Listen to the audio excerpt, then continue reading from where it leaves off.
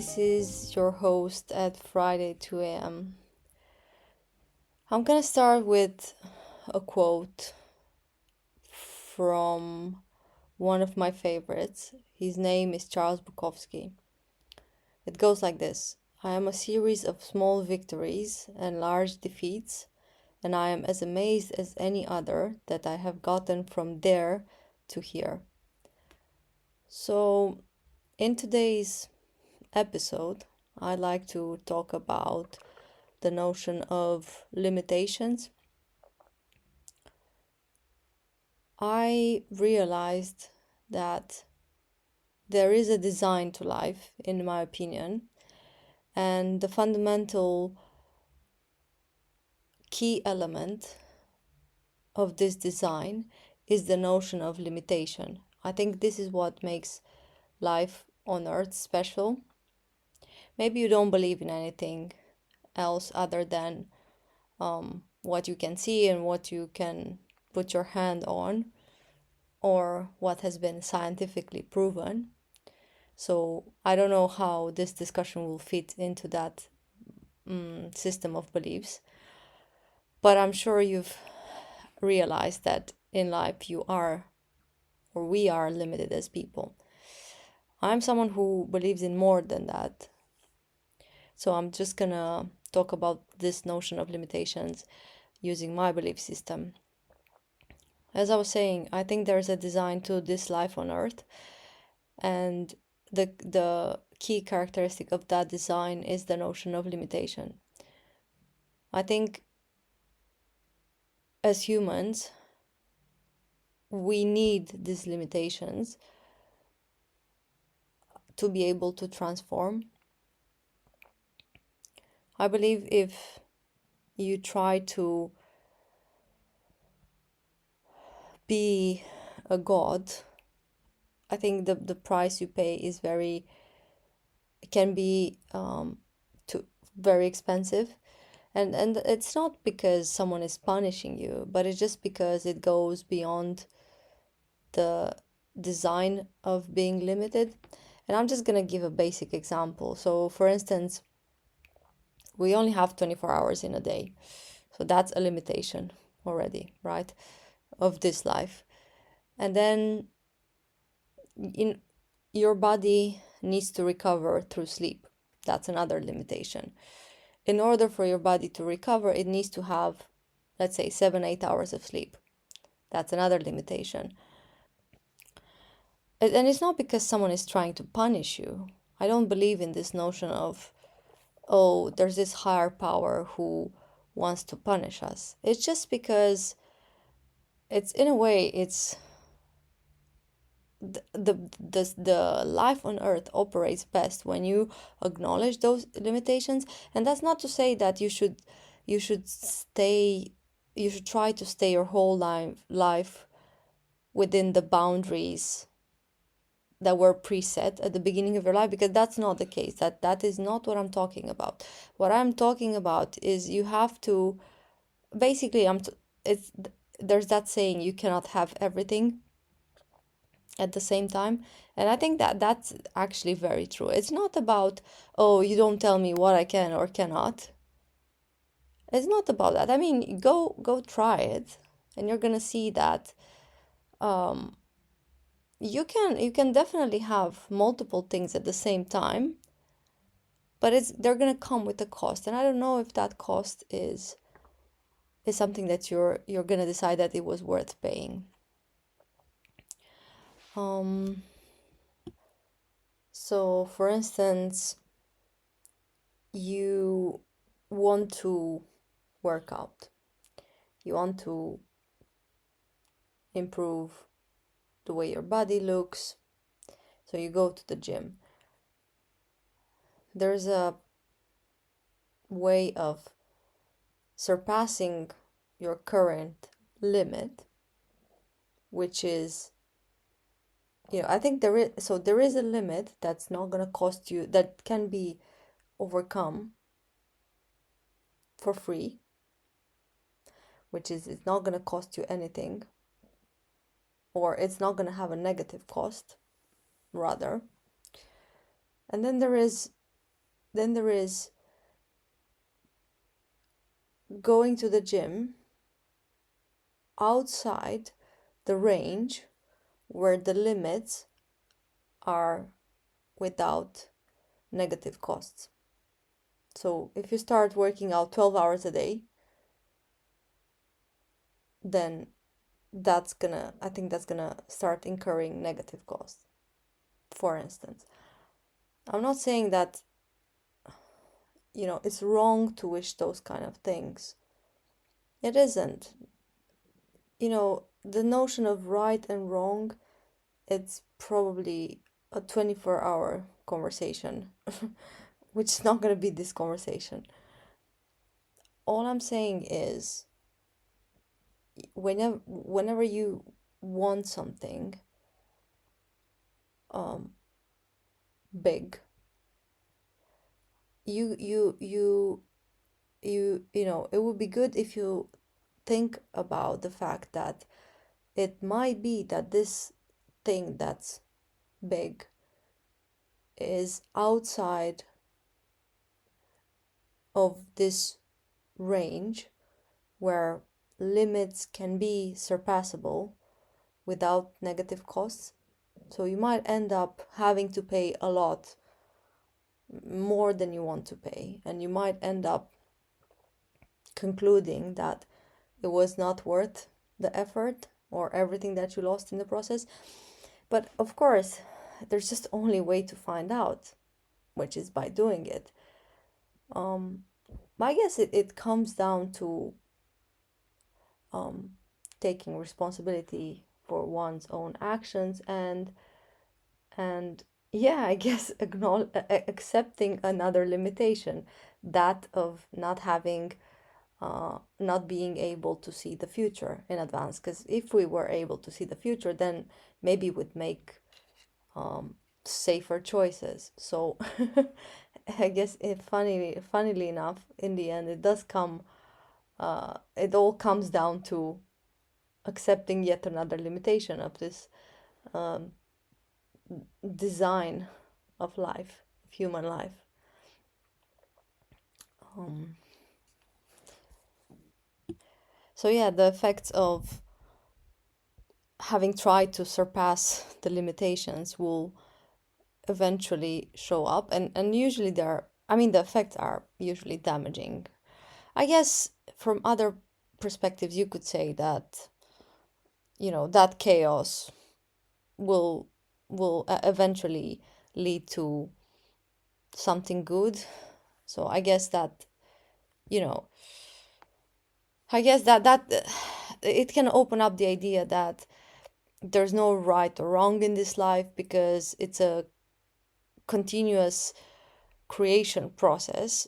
Therefore, even if the outcome is bad or negative as we see it, uh, from other perspectives, from the universal perspective, it's, you know, a, there is no such thing as bad and good. It's just this and that and the other. Um, so yeah, but I still think that if we look through the lens of life as a human, and not necessarily focus on the bigger lens of the universe and timelessness, I still think that acknowledging limitations leads to a way happier life. I'm thinking now that I guess for some people probably this is part of the process. Being someone who doesn't acknowledge limitations and ends up suffering as a consequence, and then maybe they end up learning something new that completely transformed their lives, or maybe not. Maybe they just, their life just ends in suffering. Um, but yeah, limitations is something that I've constantly thought about, um, and I guess it's just you need a bit of time to get more used to it, for some of us, or at least I needed a bit more time. Um, Yeah, and maybe you're wondering at this point, so how is that Bukowski quote that I just read at the beginning connected to this notion of limitations? Well, for me, it's highly connected because he talks about victories and defeats in that quote, and both the victory and the defeat have to do with a limit, isn't it? And I think I don't know why. I just thought that was the I definitely thought that was a excellent quote for this talk, and it just does something to my heart. This quote. I mean, this author in general, I deeply resonate with his writings. But there is this other quote which talks about limitations in a even more obvious way. And this other one is about it actually is by Sylvia Plath. It goes like this, and it's I absolutely love this quote. I've even quoted it on some presentation that I once did. It goes like this: I saw my life branching out before me like the green fig tree in the story. From the tip of every branch, like a fat purple fig, a wonderful future beckoned and winked. One fig was a husband and a happy home and children, and another fig was a famous poet, and another fig was a brilliant professor, and another fig was E.G., the amazing editor, and another fig was Europe and Africa and South America, and another fig was Constantine and Socrates and Attila, and a pack of other lovers with queer names and offbeat professions, and another fig was an Olympic lady crew champion, and beyond and above these figs were many more figs I couldn't quite make out. I saw myself sitting in the crotch of this fig tree, starving to death just because I couldn't make up my mind which of the figs I would choose. I wanted each and every one of them, but choosing one meant losing all the rest, and as I sat there, unable to decide, the figs began to wrinkle and go black, and one by one they plopped to the ground at my feet. Uh, yeah, what else can I add on top of that? I think that to me that illustrates perfectly this notion of limitation. And I think when you acknowledge that I am limited, there's only so much I can do or I can achieve or I can help, or there is a pain that comes with that if you truly allow yourself to feel it. Or maybe not for all of us. Maybe some of us are a bit more narcissistic, or I don't know. um, but I've certainly experienced pain when I had to acknowledge the limitation, and it was in a way a kind of surrendering to God. um, that's how I perceived it as well. um, just feeling that I'm only a human. This is only as much as I can do in this moment, or I can achieve, despite the fact that I want to achieve 100 times more, or I want to do 100 times more. And to me, surrendering always felt good. um and it allowed me to feel held in a way.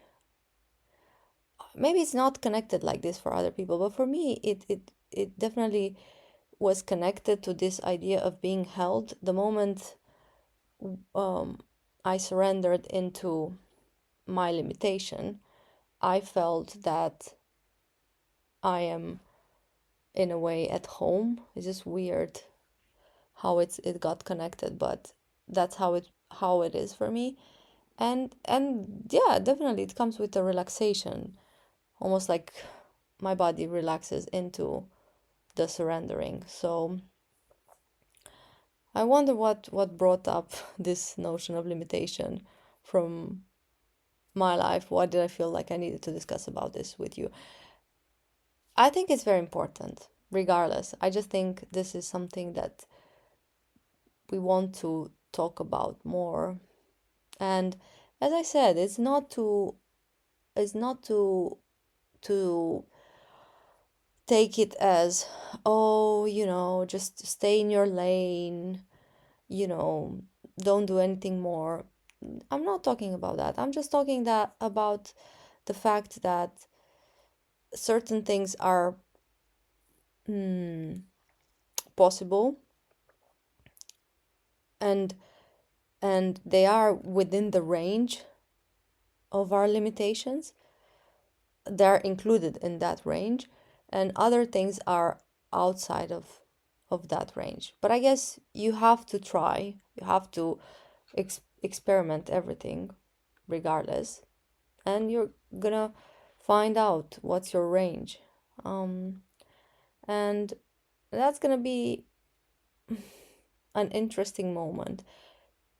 It's certainly gonna be it's certainly gonna have a bit of sadness in it, and but in my experience, accepting the sadness always connects you to a deeper meaning and a very special feeling of